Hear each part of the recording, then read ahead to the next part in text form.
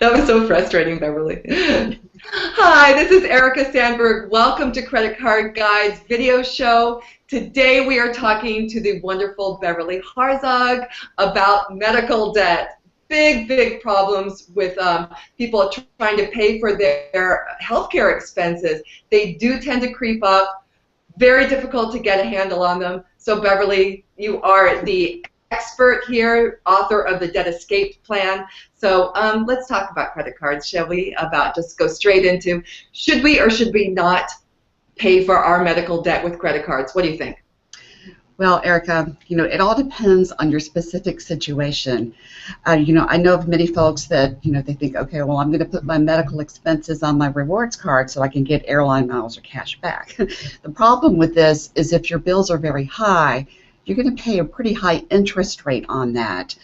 On the other hand, if you have a credit card that has a low interest rate, and I usually recommend, if you don't have a problem with credit cards, if you use them responsibly, having a credit card with a low interest rate can really help you out when you're in a bind with medical debt.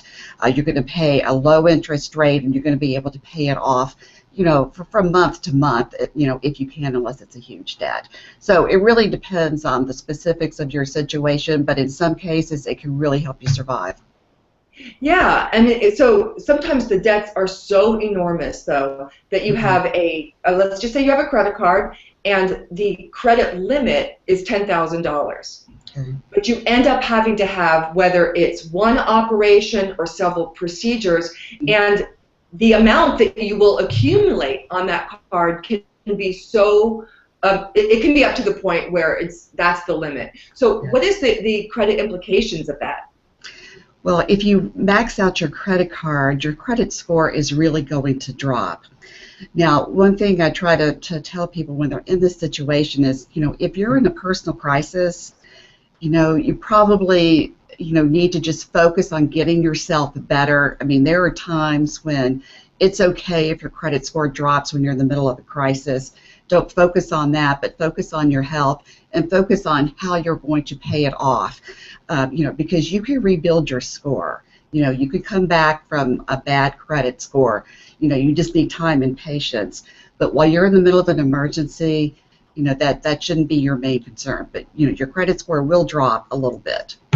And that's something that you may have to accept. And what the great thing is with a credit score, unlike medical conditions, is that there are things that you can do that will increase your score, right?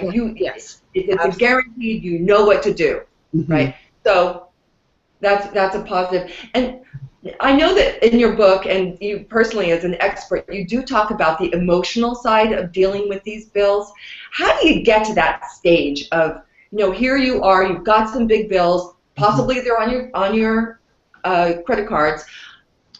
How do you deal with that? I think that medical debt is different from the kind of debt you have when you spend too much time at the mall. I mean, when you're in medical debt, that's a very emotional time. I mean, you've gone through a personal crisis, and it's very difficult to look at the mountain of bills and the amount of debt and take responsibility for that and move forward to come up with a plan. Because honestly, you wouldn't be human if you didn't feel like you were a victim at this point because something so awful has happened to you. I totally understand that. But at the end of the day, it is your debt, and you've got to come up with a plan.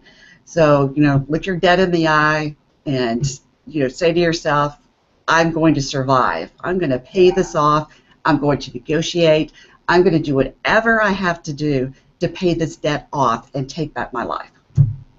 Okay, so you bring up a fantastic point. I got a lot of emails about this, is how do I settle my debt with my doctor or with the collection agency if sometimes it's gone to that.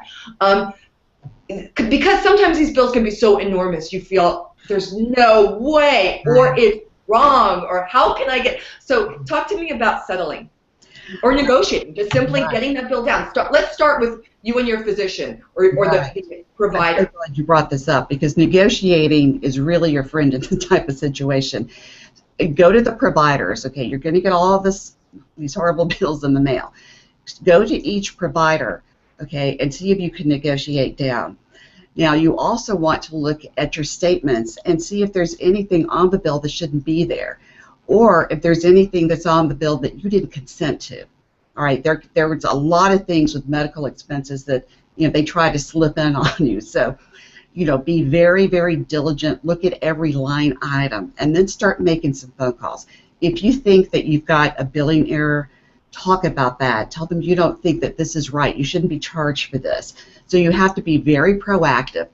And time is of the essence, really. You don't want to let this drag on too long, because a lot of people will wait for insurance to cover everything, and sometimes you wait too long, and then it's gone to collections, and then it gets even stickier at this point. So be proactive and stay on top of this. Read every single thing that comes in the mail, all your emails, and start negotiating one by one. I love that. And another thing that we might want to address is that if you don't feel up to it, you could bring on a partner, you could get an advocate, right? Because if it's you and you're ill, you may not have the energy for it. So tap into the resources that you have, right? That is a great idea. I'm so glad you brought that up, because you do need an advocate. I mean, if you're on pain pills or you're just so groggy from medication, you're not going to be at your best. You need someone to advocate for you. And, even if you don't have a significant other in your life or siblings, turn to your friends, turn to a neighbor you trust, somebody that can help you. Okay, now inevitably, well, not inevitably, but very often, some bills don't get paid, and they do slip into collection agencies. Tell me about the credit report impact of that. Okay, Erica, this can be very depressing, especially when it's due to medical debt, but that can bring your score down quite a bit if you've got a collections account on your credit report, and it stays there for quite a while. But it's not going to be forever. Okay, you can still negotiate with that debt collector. It's just the person you're talking to has now changed, so you have to keep that in mind. But don't ignore it. It's important that you do respond. You want to respond very carefully. Collection laws are different in every state. And also be aware that there are a lot of things debt collectors aren't allowed to do. They're not allowed to abuse you in any way. The FTC has a great website that has everything laid out for you. So, educate yourself about, communicating with them and what they can and can't do. Protect yourself. I totally agree. And if you do end up negotiating a settlement, tax implications. Want to hit on that real fast so that people are totally aware going into it. You may not be getting the savings you think you are. Right. This is a good news, bad news thing. All right. So maybe you can get, your debt settled, maybe even for half, and you're thrilled. But you're going to have to pay taxes on the savings. Okay. So you need to be aware of that. It's not a, a get out of jail card free. But it's still, you're still better off than you were, but you do need to be aware that you will have to pay taxes on that, and so be prepared financially for that. Okay, I have a letter, actually an email from somebody who asked me a kind of an important question, because it does happen a lot, which is, Erica, I have a problem with a collection account that was for a medical bill. I feel like I paid it, but I don't have any proof. What do you do? Well, that is a sticky situation. Now, if you paid it with a credit card, you will have a trail. So that's one good reason to pay it with a credit card, as long as you're not going to carry a balance. And this is one reason why I tell people, always make notes about what you're doing. When you talk to a debt collector, get their name and number and write down the date. You really have to have a trail, or something like that could happen, and you're going to be hard-pressed to prove what was said or what you did. And let's also remember is that when people feel that they might have paid a bill, it may not have actually happened, because you get a lot of duplicates, don't you, when it comes to medical bills? You have like a $47 charge. It seems awfully similar to that $42 charge that you just had. So it can seem like you paid it, but you might not have. Things slip through the cracks, right? And if you did it the old-fashioned way and you sent a check, check your check with your bank and see if you can get a copy of the canceled check, because when there's a medical situation as you just said, there are so many bills. You know, you're not going to remember every detail. And if you've got kids and a family and a job and a busy life outside of all this, it's really difficult to keep track.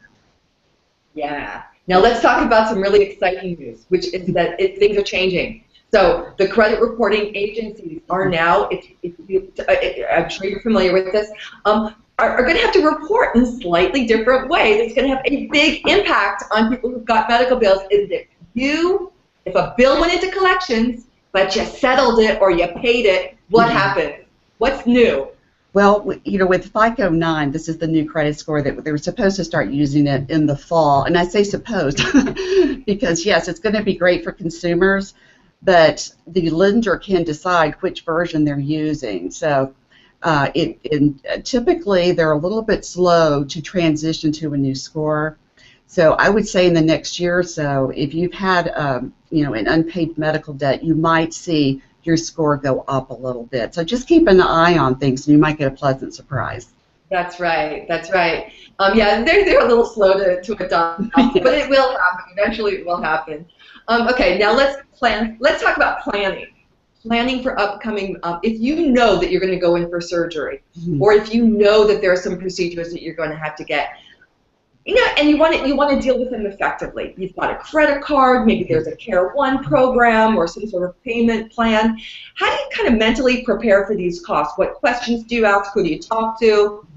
A lot of times doctors don't even know. They don't know how much it costs. That's true. Doctors are really pretty far removed from the finances of their own business. You can talk with the administrators in that office. Often they have a pipeline to the insurance companies, and they can help you quite a bit.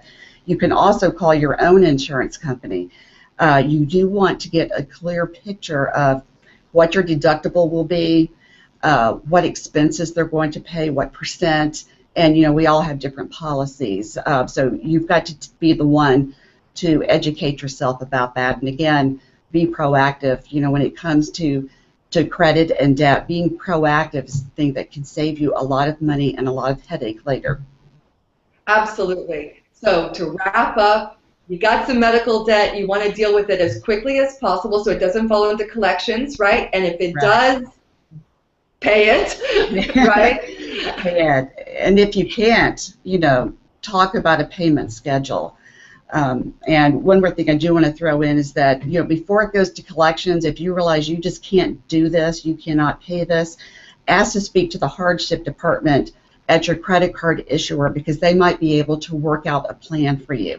And you may be paying it off for a long time, but you'll have a little peace of mind because you'll know what the schedule is, and you won't be worried it's going to collections any minute.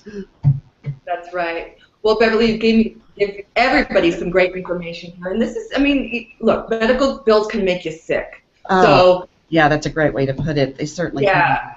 So let's kind of grab it, do what we can, and move forward. And there's so much control that you have over your debt. Let's keep that in mind so that it doesn't drive you down. Right, you have the power. So much. Thank you for having me, Erica. My pleasure. All right, bye-bye now. Bye-bye.